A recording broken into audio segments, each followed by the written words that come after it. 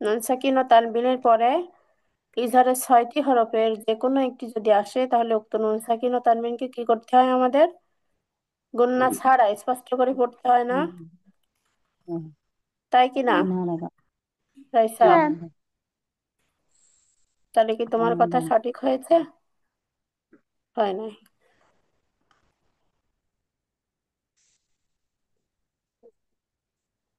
আচ্ছা। উম, এই যে দেখো, ঈদগাম। ঈদগামের হরফ কয়টি বলো তো? ঈদগামের হরফ,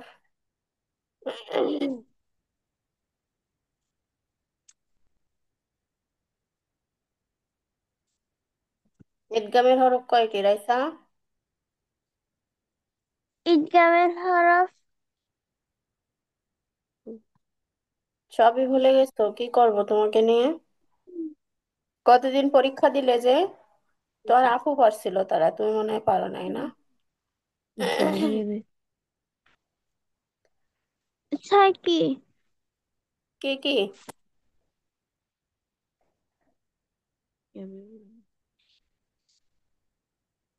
আমরা যে ইয়া কায়দা মিম করবো, নুন। কষ্ট করে স্মরণ রাখতে হবে, প্র্যাকটিসের উপরে রাখতে হবে, হ্যাঁ? যদি ভুলে যাও তাহলে তো সমস্যা।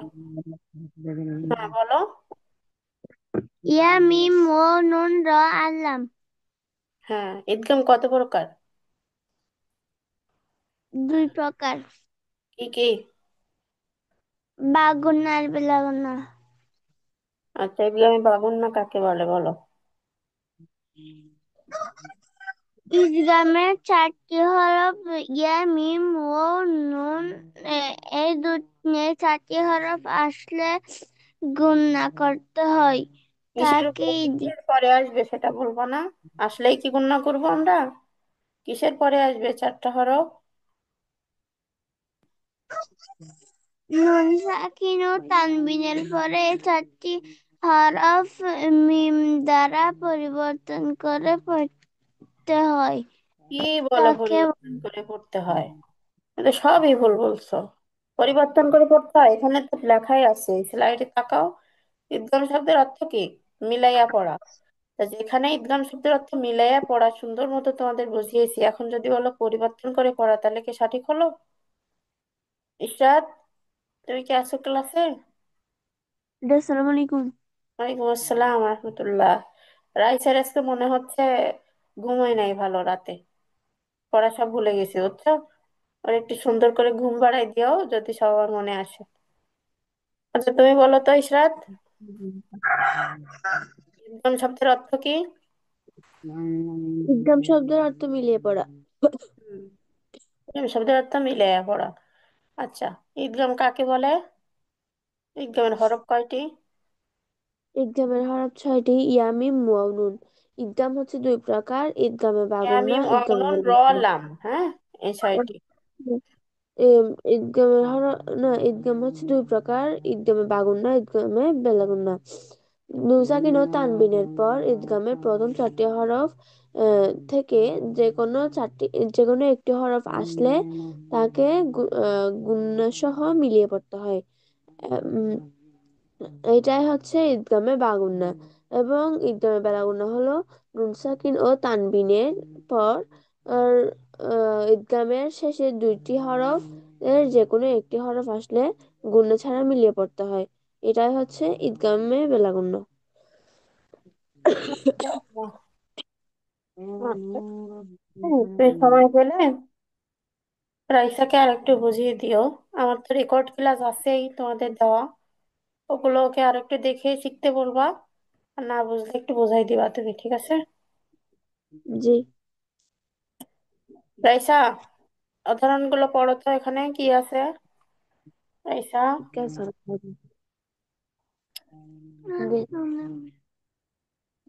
এই যে এখান থেকে।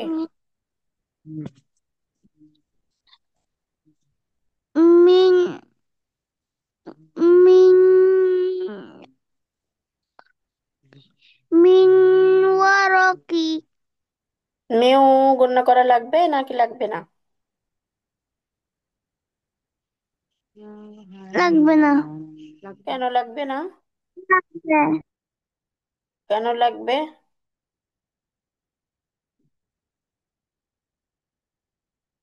এখানে কি আছে রাইসা? নুন সাকিন আছে না? নুন সাকিন আছে কিনা? মিম নুন জের মিন, তাহলে নুনে কি আছে এখানে রাইসা? কথা বলতে হবে, কথা বলো। মিম নুন জের মিন, তাহলে নুনের উপর এই চিহ্নটা কি? নুনের উপর কি আছে?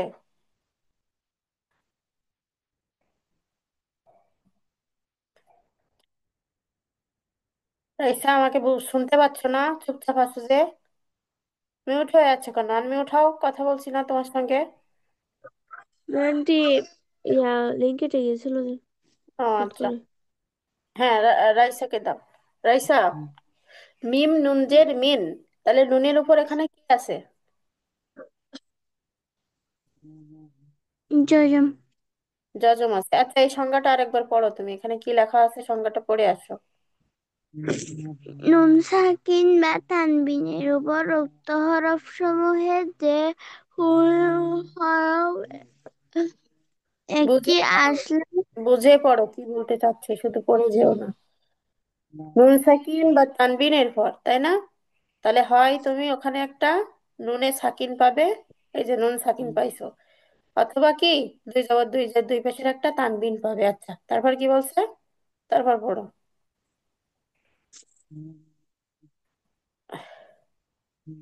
হরফ এই উক্ত হরফ সমূহকে যে গুণা যে কোনো একটি হরফ আসলে নুন সাকিন বা তানবিনকে ফরের ইদগাম মের হরফের সাথে মিলিয়ে পড়তে হবে। আচ্ছা, তাহলে আমরা শিখছি যে ইদগাম দুই প্রকার, একটা হচ্ছে ইদগামে বাগুন্না, আর একটা হচ্ছে বেলাগুন্না, তাই না? তো ইদগামে হুম, বাগুন্নার হরফ কয়টি রাইসা? বলো। 4টি। কি কি? ইয়া মিম ও নুন। আচ্ছা, ইয়া মিম অ নুন। আচ্ছা, আমাদের ইদগামে বাগুন্না হইতে হলে শর্ত হচ্ছে নুন সাকিন বা তানবিনের পরে, নুন সাকিন বা তানবিনের পরে কি করতে হবে আমাদের? এই চারটা হরফে যে কোনো একটা আসতে হবে, তাই না? তাহলে মিম নুন জের মিন, এখানে নুনের উপর কি আছে রাইসা বলো? নুনের উপর এখানে কি আছে? জজম। হ্যাঁ, তাহলে নুন সাকিন পাইছি আমরা, সাকিন আর জজম একই কথা, হ্যাঁ। নুন সাকিন পাইছি। আচ্ছা, তারপরে হরফ কি আছে? তাসদিদ। পরের হরফটা শুনতে চাইছি, কি হরফ আছে এখানে? ওয়াও। অও কিসের হরফ? একটু আগে বললাম অও কিসের হরফ, ইয়া মিম অ নুন, এই ওয়াও কিসের হরফ? আগুনের হরফ। ঈদগামে বাগুন্নার হরফ। তাহলে নুন সাকিনের পরে যদি ঈদগামে বাগুন্নার চারটা হরফ থেকে যে কোনো একটি হরফ আমরা পাই, তাহলে উক্ত নুন সাকিন ও তানবিনকে গুন্নার সাথে ঈদগাম করে পড়তে হয়, মানে গুন্নার সাথে মিলায়া পড়তে হয়, তাসদিদ দিয়ে পড়তে হয়, হ্যাঁ। তো এখানে মিম নুনজের মিন হওয়ার কথা ছিল, তো মিন না হয়ে এখানে মিম অজের মিউ এরকম হবে, তাই না? মিউ অরাকি, মিউ অরাকি, গুন্না করতে হবে। তারপরে দেখো সিরাতাম মুস্তাকিমান, এই যে সিরাতাম, এটা সিদগামে বাগুন্না হয়েছে। কেন হয়েছে? কারণ এখানে তানবিনের পরে মিম, মিম হচ্ছে ইদগামে বাগুন্নার হরফ। তো তানবিনের পরে ইদগামে বাগুন্নার হরফ আসছে, তাই এখানে কি হয়েছে? ইদগামে বাগুন্না হয়েছে। আচ্ছা, এবার তুমি পড়ো, সাধারণ কয়েকটা পড়ো।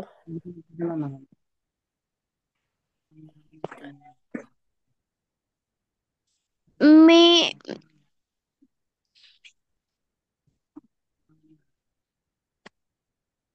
মিন মিন মিন নুরি। প্রথম থেকে পড়তে বলছি। মিন ওয়ারাকি সিরাতাম মুস্তাকিমান মিন নুরি।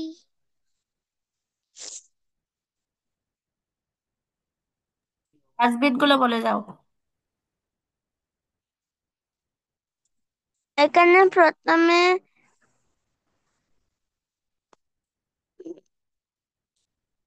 নুন সাকিন বা ইদগামের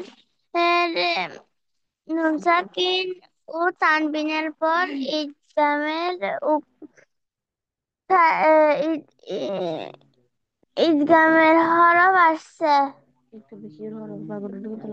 ঈদগামের বাগুনার হরফ আসছে। আমাদের কি করতে হবে এখানে? বাগুন্নার হরফ আসলে গুণা সহ মিলিয়ে পড়তে হবে। মাশাআল্লাহ। তারপর তারপর কি করতে হবে বলো?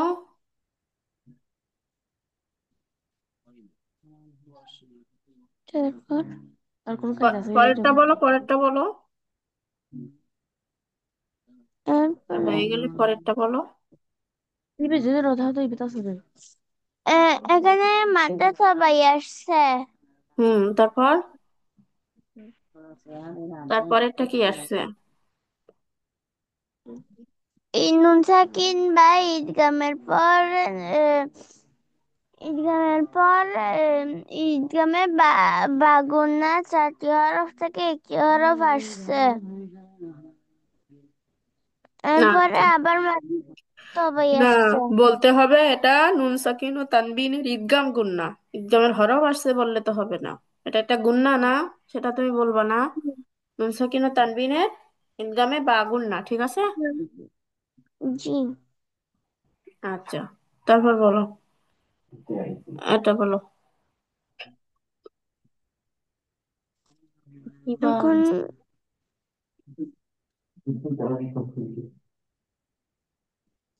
এখানে নুন সাকিন ও তানবিনের ঈদগামে বাগুন আসছে।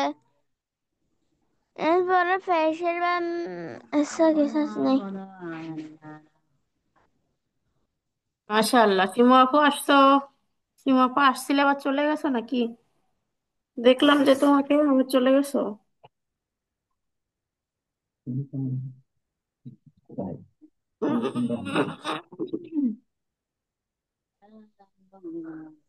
আচ্ছা, ইসরাত এটা বুঝতে পারছো? তাহলে আমরা স্কিপ করলাম এটা, হ্যাঁ।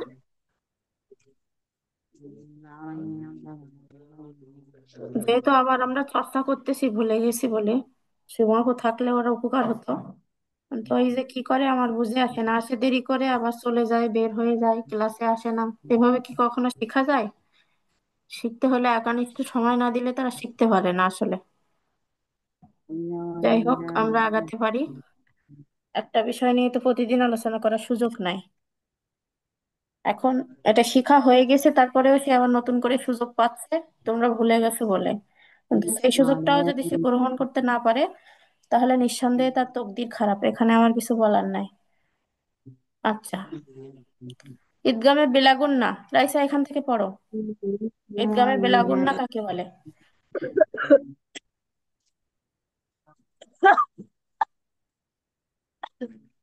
র লাম লাম র এই দুটি তে গুণা ছাড়া ঈদগাম হবে, আর বাকি চারটি গুণা সহ ঈদগাম করতে হবে। হ্যাঁ, বাকি চারটে বলতে কোন কোন চারটি বলো তো? ইয়া মিম ওয়াও নুন। হ্যাঁ, আর গুণনা করতে হবে না কোন দুটিতে? র লামে। হ্যাঁ, র আল্লাম কিসের উপর কিসের পরে আসলে গুণনা করবো না আমরা? নুন সাকিন ও তানবিনের পরে। হ্যাঁ, কথা বলবো আমার সাথে, হ্যাঁ। যখন যা শুনবো, যেটা মনে যাবে বা যেটা মনে থাকবে বলবা। কথা বললে দেখবা শুনতে পারবা। আর যদি কথা বলতে না চাও, তাহলে তোমার যেটা জানা নাই সেটা কখনোই জানতে পারবা না। এই জন্যই প্রশ্ন করলে আমার সঙ্গে কথা বলবা। আচ্ছা, এটা পড়ো, উদাহরণ পড়ো এখান থেকে। أشتاتا ليروا يرسل عليكم أشواظ من نار أم না না, এটা এই যে رآه আর আর أرآه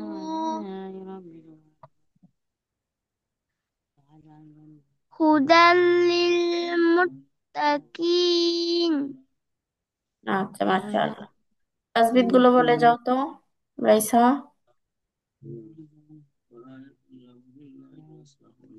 এখানে প্রথমে জবরের প্রথমে খালি আলিফ আসছে। হুম, তারপর? আখরে ঈদগামে বাগুন আসছে। বিজ্ঞানের আগুন না কেন হলো, এটা ব্যাখ্যা করো।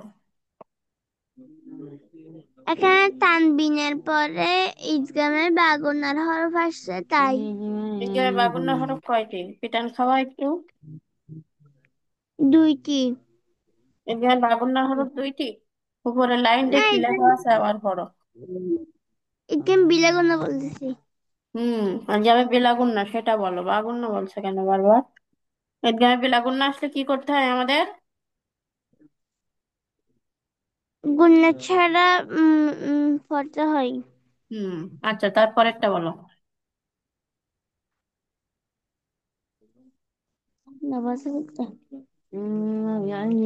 এরপরে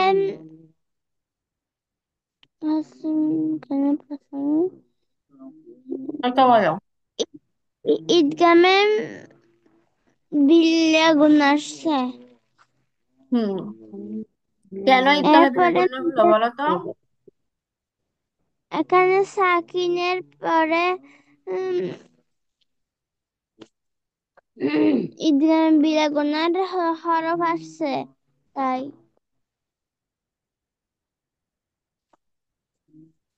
তারপরেরটা?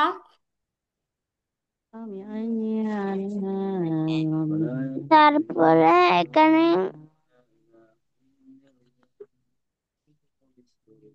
ঈদগামে বিলাগুনার হরফ আসছে। হরফ আসছে না, বলবা ঈদগামে বেলাগুন না।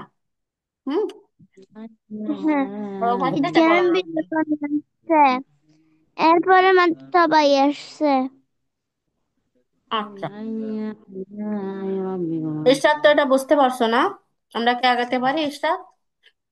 জি জি। আচ্ছা। আচ্ছা, তাহলে আমাদের ইকফা কাকে বলে বলো তো, ইশরাত? ইকফা, নুন সাকিন ও তানবিনের ইকফা কাকে বলে বলো? নুন সাকিন ও তানবিনের ইকফা কাকে বলে? পরিবর্তন। বলতে পারবে ইশরাত? এটা অর্থটা কি যে আমার মনে করতেছে না। লুকানো, নাকের হ্যাঁ ভিতরে হ্যাঁ, লুকিয়ে পড়া। লোক এবার গুণ করে ওরা লোকে বলো তো, গুণ করে ওরা। ইকফা কাকে বলে? উম, ইকফার হরফ 15টি। নুন সাকিন বা তানবিনের পর উক্ত হরফ থেকে যে কোনো একটা হরফ আসলে তাকে আহ, নাকের ভিতর লুকিয়ে গুণা করে পড়তে হয়। আচ্ছা, মাশাআল্লাহ। নাকের ভিতরে লুকায় আমাদের কি করে পড়তে হবে? গুণনা করে, তাই না? গুণা ইকফার করে 15টি পড়তে হরফ হয়। বলো তো। জি। ইকফার 15টি হরফ কি কি? তা সা জিম দাল জাল ঝা সিন শিন সদ দত ত জ ফা কফ কাফ। মাশাআল্লাহ।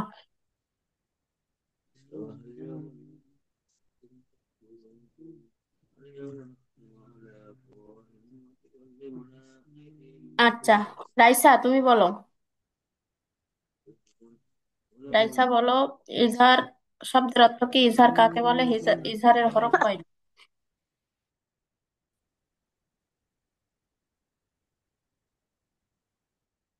ইসার অর্থ স্পষ্ট করে সাকিন ও তানবিনের ইসহারের হরফ ছয়টি। হামজা হা আইন আইন খ। নুন সাকিন ও তানবিনের পর ই- নুন সাকিন ও তানবিনের পর উক্ত হরফ আসলে তাকে স্পষ্ট করে পড়তে হয়। এ, কি করে পড়তে হবে স্পষ্ট করে? কোনটা? আচ্ছা, আমি আরেকবার বলে যাচ্ছি, সামারি করতেছি একটু। এজাহার অর্থ কি স্পষ্ট করে পড়া। এজাহারের হরফ হচ্ছে ছয়টি: হামজাহা, আইন হা, গইন খ। হ্যাঁ, দেখো ইজহার কাকে বলে। নুন সাকিন বা তানবিন এর পর ইজহারের হরফ সমূহ থেকে যে কোনো একটি হরফ আসলে নুন সাকিন বা তানবিনকে স্পষ্ট করে পড়তে হবে। এই লেখাটা আরেকবার পড়ো রয়সা, এখানে কি লেখা আছে আরেকবার পড়ো। নুন সাকিন বা তানবিনের পর ইজহার হরফ সমূহ থেকে যে কোনো একটি হরফ আসলে নুন সাকিন বা তানবিনকে স্পষ্ট করে পড়তে হয়। হুম, উদাহরণগুলো পড়ো।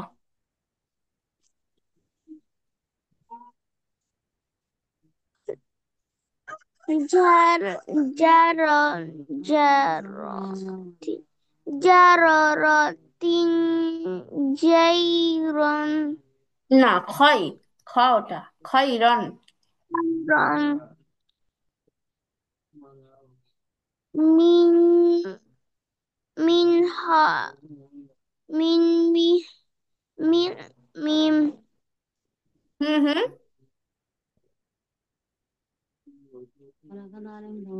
মিন দেন হামিমিন, আবার বলো। মিন হামিম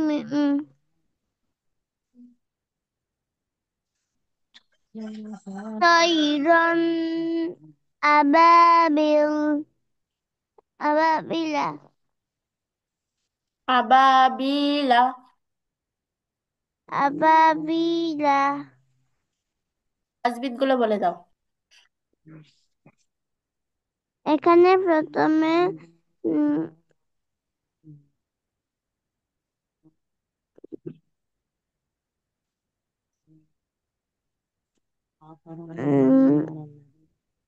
ইশরাত, তোমার কি পরীক্ষা আছে নাকি আজকে? ইশরাত, নেই। তাহলে তুমি তুমি হচ্ছে তোমার একাডেমিক পড়ায় চলে যাও। আর রাইসাকে কিছুক্ষণ পড়িয়ে ছুটি দিবানি, হ্যাঁ? আচ্ছা। নুন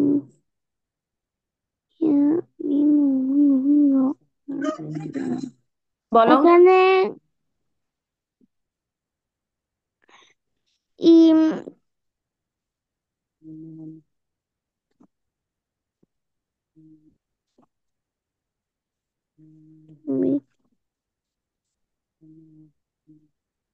মানে দেখো রাইসা, খেয়াল করো, যার রতিন, তাই না?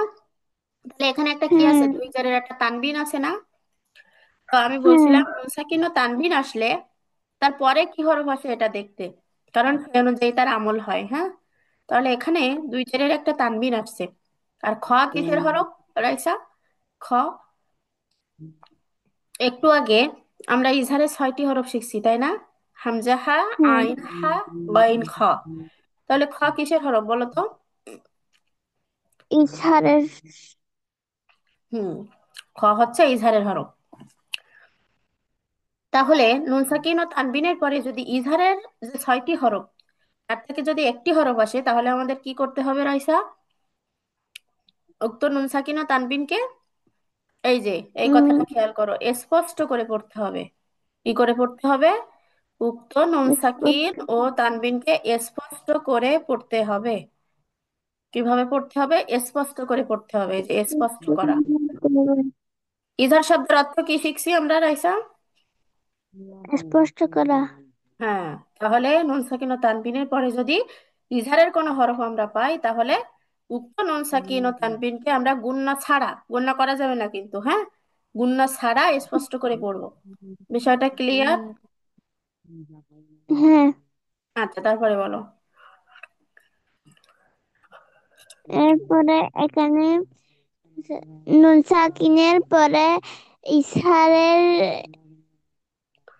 হরফ আসছে হা, তা এইটা নুন সাকিন ও তানবিনের ইশার গুণা হয়েছে। না না ইজহার গুণনা হয় না, ইজহার শব্দটা তো স্পষ্ট করে পড়া, তাহলে স্পষ্ট করে পড়লে কি গুণনা করা যায়? না, না, ইজহার তাহলে এটা গুণনা স্পষ্ট বলা যাবে না, এটা করে। বলতে হবে নুন সাকিন ও তানবিনের ইজহারের কায়দা, ঠিক আছে? নুন সাকিন ও হুম। তানবিনের ইজহারের কায়দা। যদি ঈদগাম আসতো তাহলে আমরা বলতাম নুন সাকিন ও তানবিনের ঈদগাম গুণনা। ইকফা আসলেও আমরা গুণনা বলতে পারতাম, ইকলাব আসলেও আমরা গুণনা বলতে পারতাম, কিন্তু যেহেতু এটা কি, এটা হচ্ছে ইজহারের হরফ, তাই আমরা বলবো নুন সাকিন ও তানবিনের ইজহার। আচ্ছা, তারপরেরটা বলো।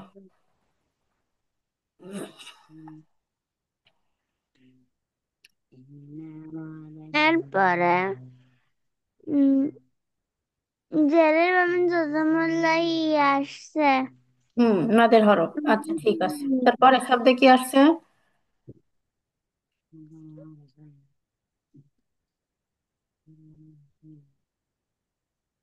এখানে তানবিনের পরে হামজা আসছে। ঈদগাম গুন ঈদগাম ইজহারের কায়দা হয়েছে। নুন সাকিন ও তারপর তানবিনের ইজহার। হুম, ডবল বামে খালি আলিফ মাদে সবাই। আচ্ছা, তারপর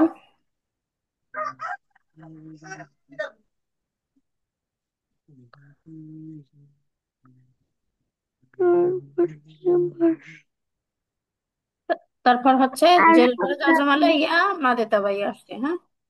আচ্ছা, তাহলে সেকেন্ড ইকফার হরফ, ইকফার হরফ কয়টি বলো তো রাইসা? ইকফার হরফ, ইকফার হরফ কয়টি? না, আর ফোনালি আছে, কি ফোনালি কি কি কি বলো তো? ইয়া তাসা জিমে দাল জালে যা সিনি সিন সদ দত তজ ফা কফ কাফ। মাশাআল্লাহ। তো নুন সাকিন ও তানবিনের পরে এই 15টি হরফ থেকে যে কোনো একটি হরফ যদি আসে, তাহলে উক্ত নুন সাকিন ও তানবিনকে আমাদের নাকের ভিতরে লুকায়া গুণনা করে পড়তে হবে। বুঝতে পারছো? অনেশ্বরের মতো উচ্চারণ হয়। আচ্ছা, তারপরে ইকলাবের হরফ কয়টি? ইকলাবের একটি। হরফ একটি, সেটা কি? বা। এখন দেখো এখানে কি বলছে, নুন সাকিন বা তানবিনের পর উক্ত হরফটি আসলে উক্ত নুন হরফটিকে মিম দ্বারা পরিবর্তন করে পড়তে হয়। তাহলে নুন সাকিনের পরে যদি বা আসে, তাহলে নুন সাকিনকে মিম দ্বারা পরিবর্তন করে পড়তে হবে। তো আমরা এখানে মিম না পড়ে কি বলবো? মিম বা আদি। বাদি। তারপরে দেখো আমাদান না পড়ে, যেহেতু বা আসছে তাহলে এই তানবিন মিম দ্বারা পরিবর্তন করতে হবে। আমাদাম বা আইদান, আম বাহিমা, লানাসফা আম বিন নাসিয়া। তো এই ছিল নুন সাকিন ও তানবিন এর বিস্তারিত আলোচনা। আজকে আবার একটু সামারি করলাম, তুমি ভুলে গেছো এজন্য। ইচ্ছা ছিল মিম সাকিনের কায়দা পড়াবো আজকে, কিন্তু তুমি যেহেতু ভুলে গেছো, তাই আমরা আর নতুন কায়দায় আজকে যাই নাই। তোমার কি পরীক্ষা চলতেছে নাকি রাইসা, নাকি শুধু আপুর পরীক্ষা হচ্ছে? ধারাবাহিক মূল্যায়ন হচ্ছে আর কি।